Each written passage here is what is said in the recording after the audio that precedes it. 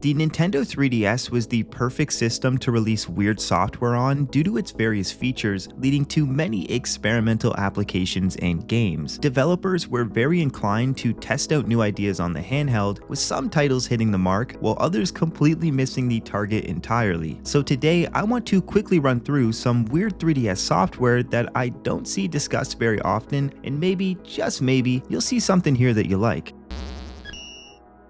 The first title is Pokemon Dream Radar. I remember playing this one when it first released on the 3DS and not being very impressed with it. It came at a time when there was no 3DS Pokemon releases and Black and White 2 were the latest games out, so I guess this was kind of Nintendo's way of buying time for those DS titles. The whole gimmick with Dream Radar is that it's an AR game where you shoot dream clouds which then break down into dream orbs, allowing for upgrades and added bonuses. Now sometimes when you shoot a dream cloud, instead of orbs coming out of it, a Pokemon appears which you then shoot with your beam to capture. All items and Pokemon caught in Dream Radar are transferable to both White and Black 2, and this application is a decent way to fill out your Pokedex if that's your kind of thing. I personally found this game to be repetitive and very clunky at times, so while it was only $3 during its release on the eShop, even for that price tag, I still would have probably passed on it. Next is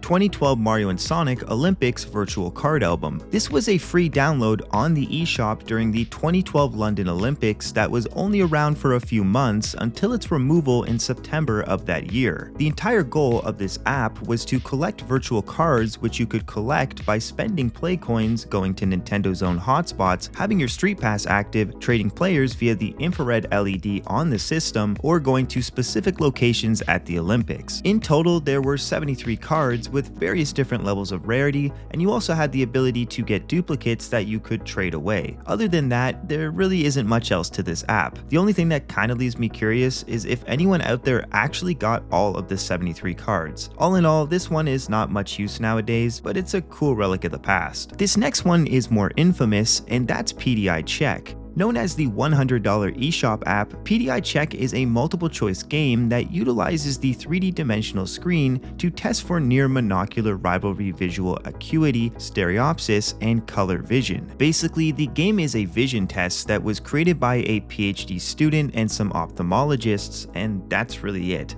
But hey, if you want to test your vision, this $100 eye exam is a potential way to do that, I guess. Next up is the Louvre Tour Guide. This application is also well known due to how expensive the physical game is regardless of what language you get it in. The software released in 2012 acting as a guide for visitors of the Louvre who would use it on rentable 3DS units. These units ran custom firmware and came with wearable headphones for visitors to wear while they went on tour. The software itself contained over 600 photographs of artwork along with 30 hours plus of audio, with its biggest feature being that you could inspect 3D models that were in the museum. For those who wanted to purchase this software on their own 3DS, they could do so by either getting it off of the eShop or buying a copy physically at the Louvre gift shop, although that was only an option for a short period of time, hence its insanely high price. I spent some time this week checking it out, and it's a pretty cool piece of software, so if you like making bad financial decisions,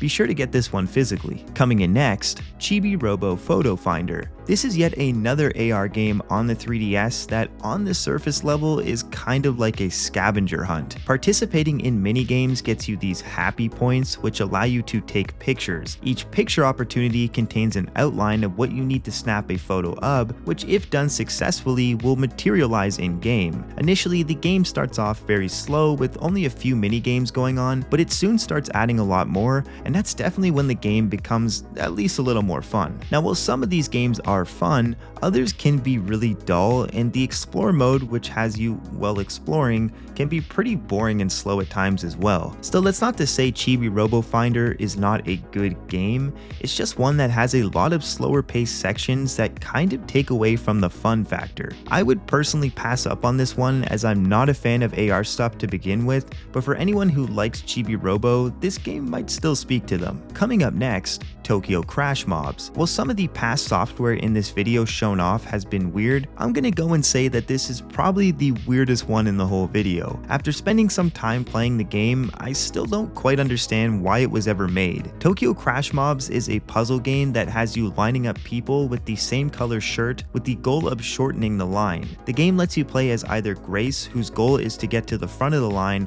or Savannah, who has to stop a line of people from hitting a red button. By far one of the weirdest parts about this game is how much full motion video is in it. All of the cutscenes in this game are done in front of a green screen, and none of them make any sense, which is probably to be expected from a Japanese eShop game. Overall, the game kinda reminds me of Puzzle Bobble, and I got bored with it pretty quick, so I'd only try this one out if you really enjoy puzzle games. And in last we've got SmileBASIC. By far one of the coolest applications on the 3DS eShop, SmileBASIC started out as a programming game on the DSi called Petite Computer before eventually being brought onto the 3DS. It's a game that lets you do whatever you want, giving you free reign to code your own games using the BASIC language. Now truthfully, I suck at coding and I barely passed my last Java class in university, so when it came to creating games on this software, I'm probably not the guy to talk to. But nonetheless, I still really respect how creative this game is because of how much detail is packed into it. If you want to design games using the circle pad or C-stick, you can, and if you want to add 3D into the game, you can do that as well. I was pretty impressed by the built-in game demos with the software, and just even looking at YouTube, I found someone who made their own version of Mario Maker 2 on the 3DS in this game. SmileBASIC is hands down one of the coolest softwares on the 3DS, and it makes me happy knowing that SmileBASIC is now also on the Nintendo Switch with a 4th iteration. And so that's all of them for now. There really isn't a limit when it comes to weird and obscure software on the 3DS, so down the road I might do another video on this topic. But hey, let me know what you think, and if you have any weird recommendations for software to check out on the 3DS, and just make sure to leave them down in the comments below. As always, I want to thank you for watching until the very end, and I want to ask that you please subscribe if you like my kind of content. With that said, I hope you have a great day or night. I will see you very soon. Take care.